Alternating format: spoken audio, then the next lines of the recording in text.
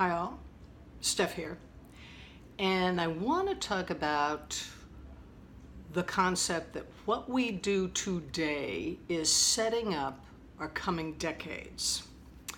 I've been working with a number of older women recently, and what they're doing now is setting up their 70s, 80s, and even 90s. And this mantra fell into my head. It's like, look, you have choices, okay? And the choices you're making at this point could put you into the cane, walker, or wheelchair concept. We were talking specifically about moving. And another client of mine said, well, none of the above. It's like, okay, so the choices you make now are setting up the coming decades. This works all the way across the board, whether you're in your 20s or your 60s. So in your 20s, you're setting up your 30s and your 40s. In your 60s, it's your 70s and 80s, usually a decade or two ahead.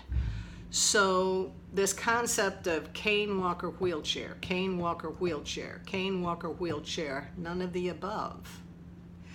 That means certain choices have to be made now. In that case, it would be about movement and mobility and keeping active and making certain food choices that support your wellness, your ongoing evolution, the aging process, and ultimately your healing. So I'd be interested to know if you have a mantra or you have a reminder.